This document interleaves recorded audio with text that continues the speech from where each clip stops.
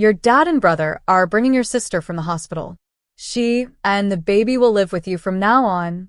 I've already decided, my mother-in-law declared, standing in my living room as if she owned it. Hi everyone, my name is Hannah Wells, I'm 29, and that morning was the moment I realized peace in this family was never an option, not when control was their favorite language. She didn't even sit down, just barked orders while her driver unloaded suitcases. Move your things out of the master bedroom. Your sister-in-law needs comfort, not cramped space. I blinked. You mean my bedroom?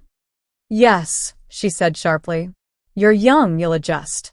Think of it as helping family. Helping family, that phrase again. It was what she said every time she wanted to trample boundaries.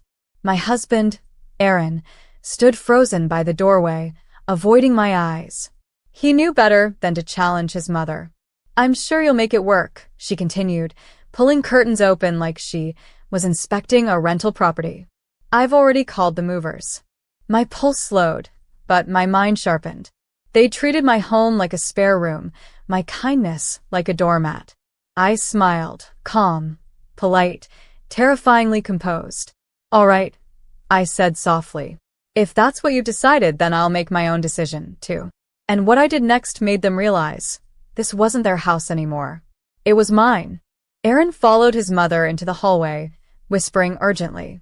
I could hear every word. Mom, you can't just move her in here without talking to Hannah first. She's your sister, Aaron, his mother snapped. She just gave birth and needs care. Do you expect her to go back to that tiny apartment while she's still recovering? Mom, this isn't about that. Oh, it's always about Hannah's feelings, isn't it? That girl's too sensitive for her own good. That girl. I stood still, listening, my hands shaking just slightly as I folded the baby blanket she'd dumped on my couch. I'd hosted family dinners, paid half the mortgage, and built this apartment into a home. Yet in her eyes, I was disposable. I walked to the doorway. Mrs. Carter, I said calmly, has anyone asked me what I think? She turned sharply. We're not asking, dear. We're informing. Aaron looked helpless. Hannah, please, just for a few weeks. Until my sister gets better. A few weeks, I repeated, smiling faintly. And where will I sleep in the meantime? In the guest room, his mother said. Obviously. I nodded slowly. Of course. They both relaxed, mistaking my quiet for compliance. But as I watched her unpack her daughter's bags in my bedroom, one thought crystallized. They had mistaken my silence for weakness for the last time.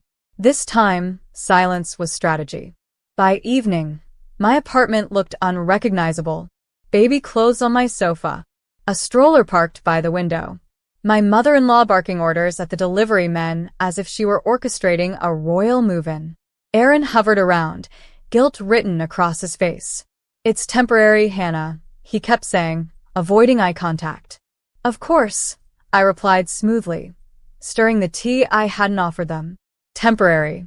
His sister, Lily, arrived a few hours later, pale, exhausted, holding a newborn. My heart ached for her. She didn't deserve my anger. She smiled weakly. I'm so sorry, Hannah. Mom said it would only be for a short while. It's all right. I lied. I'm sure you'll be comfortable. But as I helped her settle, I noticed something. My name had been removed from the bedroom door. A fresh label was taped there. Lily and baby. That was my breaking point. That night, while everyone was asleep, I walked through my apartment, touching every wall I'd painted, every photo I'd hung, every space I'd built. And I realized something simple. This wasn't just disrespect. It was an invasion. The next morning, I woke up before dawn, dressed in silence, and left the house without a word. Aaron called twice. I didn't answer. By noon, I was in my lawyer's office, calm, composed, and holding a folder that would change everything. If they wanted my home so badly, I'd make sure they had it, but not the way they imagined. My lawyer, Mr. Hayes, looked up from the documents I'd handed him, eyebrows rising. So, you're the sole legal owner of the property? Yes, I said calmly. Bought it before the marriage. Every payment, every signature, mine. He nodded slowly. Then you have full rights to decide who lives there. Do you want them evicted formally or subtly? Formally, I said. With a lesson attached. He smiled faintly. I like your style. Together, we drafted a notice of occupancy termination, listing my in-laws and their daughter as unauthorized residents. It was all perfectly legal, cold, precise, devastating. That night, I came home quietly. My mother-in-law was in my kitchen, giving feeding instructions to Lily while Aaron scrolled through his phone. You're home, she said without looking up. I told the cleaner to move your things to the storage room. I smiled. Perfect timing, actually. I brought something for you. I slid the envelope across the table. She frowned and opened it. Her lips parted as she read the bold heading. Notice to vacate, effective immediately. Aaron stood, alarmed. Hannah, what is this? Just paperwork, I said evenly. You all wanted to stay here. Now you'll do it properly, with rent, deposits, and legal contracts in my name. His mother went pale. You wouldn't. Oh, I said softly, meeting her eyes. I already did. And for the first time, the room fell silent on my terms. Aaron chased me down the hallway, his voice sharp with disbelief. Do you even hear yourself, Hannah?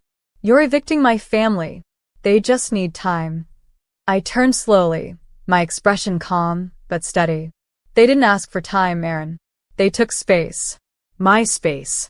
There's a difference. He rubbed his temples. You're overreacting. Mom's just trying to help Lily adjust. I laughed softly. By taking my room? My furniture? My name off the door? He froze. Inside the living room, his mother was already on the phone, voice trembling with outrage. She's gone insane. She's throwing her husband's family out. After everything we've done for her. I stepped closer. You mean after everything you've taken? Her face flushed crimson. You ungrateful girl. We gave you our son. I smiled. You didn't give me anything. I married him. And just so we're clear, this apartment isn't yours, it's mine. Legally. Lily's voice broke through the tension, soft and uncertain. Maybe we should go, Mom. But her mother hissed. We're not going anywhere. I reached into my purse, pulled out my phone and pressed play. The audio recording of Mr. Hayes' voice filled the air. Notice effective immediately. Unauthorized residents must vacate the property within 48 hours. Aaron's shoulders slumped. Lily stared at the floor. I didn't raise my voice. I didn't gloat. I just said quietly, 48 hours start now. And walked away, finally in control of my own home. By the next morning, the entire family group chat was on fire. Messages flew in from aunts, cousins, and even Aaron's distant uncle, all defending his mother. She just needed help. You could have handled this privately. Family doesn't treat family like that. I read every message, then muted the chat. Aaron didn't come home that night. When he finally walked in the next morning, his eyes were bloodshot.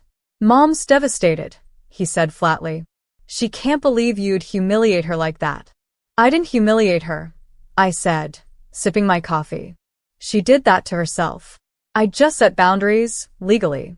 He stared at me for a long moment. Do you even want this marriage? I met his gaze, unflinching. I wanted a partnership, Aaron, not to be treated like a tenant in my own life. He sighed, running a hand through his hair. You've changed. No, I said quietly. I just stopped apologizing. 2 days later, a moving truck appeared downstairs.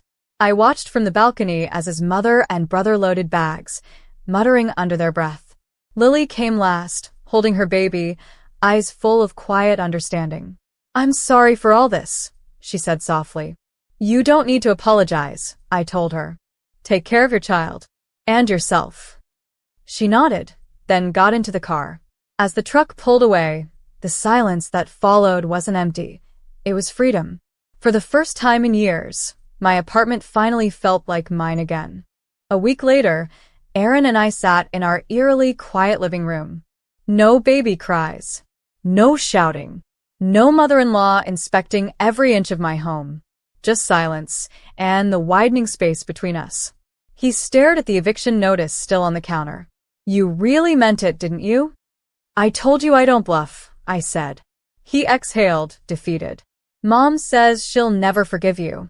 Then she'll have to live with that, I replied. Because forgiveness doesn't cancel boundaries.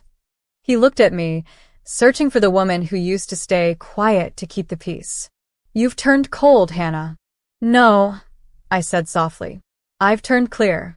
He stood, pacing. You embarrass my family. I stood too, my tone even. Your family embarrassed me in my own home. They crossed every line, and you watched. He didn't answer.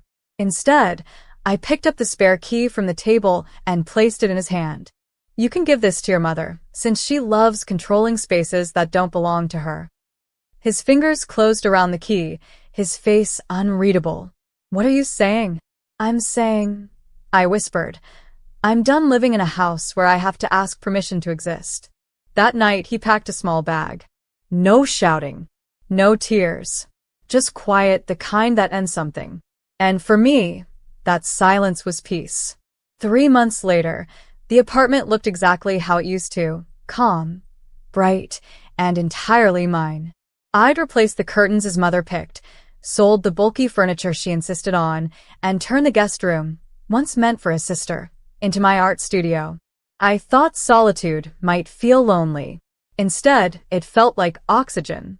Aaron had moved back with his parents. Occasionally, he'd call, his voice hesitant.